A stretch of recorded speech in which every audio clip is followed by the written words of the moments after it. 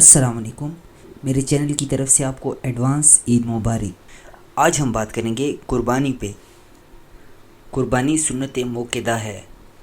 قربانی ہر وہ بندہ کرے گا جو طاقت رکھتا ہو۔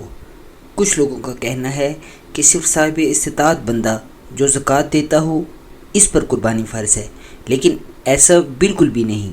اگر پورا سال آپ صاحب نصاب نہیں لیکن قربانی کے موقع پر آپ کے پاس قربانی کی طاقت ہے تو آپ پہ قربانی فرض ہے۔ قربانی کس وقت کرنی چاہیے؟ آپ صلی اللہ علیہ وسلم عید کی نماز کے بعد پہلا کام قربانی کرتے تھے۔ آپ صلی اللہ علیہ وسلم نے ارشاد فرمایا، جس نے ایسا کیا اس نے میرے طریقے کے مطابق کیا۔ جس نے عید کی نماز سے پہلے قربانی کی اس نے اپنے کھانے کے لیے گوشت ذبح کیا۔ قربانی کے لیے جانور خریدنے سے پہلے اچھی طرح چیک کر لیں کہ اس میں کوئی عیب تو نہیں۔ حدیث کے مطابق 4 قسم کے جانور قربانی کے لیے موزوں نہیں۔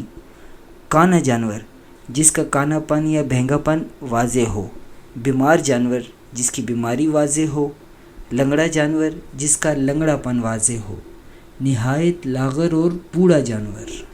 حضرت علی رضی اللہ تعالیٰ عنہ کا ارشاد ہے کہ ہمیں جانوروں کے کان دیکھ کے خریدنے کا حکم ہوا ہے۔ اکثر جانوروں کے کان کٹے ہوئے ہوتے ہیں، ایسے جانور کی بھی قربانی نہیں ہوتی۔ ایک مہنگے جانور کی قیمت میں اگر زیادہ جانور خریدے جائیں تو زیادہ افضل ہوگا۔ نبی پاک صلی اللہ علیہ وسلم نے ارشاد فرمایا، مت ذبح کرو مگر مسنہ۔ اکثر لوگوں کے نزدیک مسنہ ایسا جانور ہے جس کی عمر 1 سال ہو، لیکن ایسا بالکل بھی نہیں۔ مسنہ سے مراد ایسا جانور ہے جس کے دودھ کے دانت گر گئے ہوں۔ دودھ کے دانت گرنے کے بعد اس کے دوسرے دانت اگتے ہیں۔ عموماً بکروں کے 1 سال بعد، گائے کے 2 سال بعد اور اونٹ کے 5 سال بعد دودھ کے دانت گرتے ہیں۔ اگر کسی کو مسنہ مطلب 2 دانت والا جانور میسر نہیں تو وہ 4 دانت والا جانور یا 6 دانت والا جانور قربانی کے لیے استعمال کر سکتا ہے۔ قربانی کے لیے مذکر یا مؤنث جانور استعمال کیے جا سکتے ہیں۔ قربانی میں بکرے میں 1 حصہ، گائے میں 7 حصے اور اونٹ کے 10 حصے ہوں گے۔ اگر آپ حج پر ہیں تو اونٹ کے 7 حصے ہوں گے۔ نہ آپ قربانی کی کھال بیچ سکتے ہیں اور نہ ہی گوشت، اور نہ ہی اسے بطور اجرت دے سکتے ہیں۔ قربانی کی کھال کے مستحق غریب لوگ ہیں۔ قربانی کی کھال مسجدوں، مدرسوں اور دوسرے فلاحی اداروں میں بھی دے سکتے ہیں۔ اگر کسی جانور کا حمل واضح نہ ہو اور اس کی قربانی دی جائے تو حدیث کے مطابق اس میں کوئی حرج نہیں۔ قربانی کے ساتھ ساتھ حمل کو بھی ذبح کیا جائے گا۔ اگر ایک خاندان کی طرف سے ایک قربانی کا حصہ دیا جائے تو اس میں کوئی حرج نہیں۔ اگر کوئی طاقت رکھتا ہے تو زیادہ جانوروں کی قربانی کر سکتا ہے۔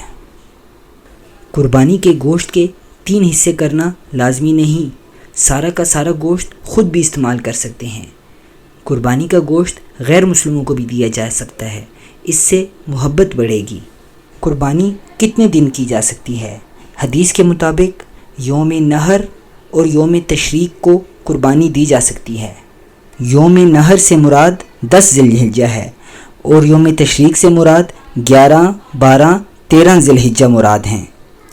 اس سے ہمیں یہ پتہ چلتا ہے کہ قربانی 10، 11، 12 اور 13 ذی الحجہ کے دن عصر کی نماز سے پہلے تک کی جا سکتی ہے۔ قربانی سے پہلے بسم اللہ اللہ اکبر کہنا لازمی ہے۔ قربانی کرنے کے لیے باوضو ہونا لازمی نہیں۔ اگر آپ کا وضو نہیں تو تب بھی آپ قربانی کر سکتے ہیں۔ قربانی مرد اور عورت دونوں کر سکتے ہیں۔ قربانی خود ذبح کرنا افضل ہے۔ یہ تو تھے قربانی کے کچھ اہم مسائل۔ اگر آپ کو ویڈیو پسند آئے تو کائنڈلی چینل سبسکرائب کریں، لائک کریں، شیئر کریں اور آخر میں کومنٹس لازمی دیں۔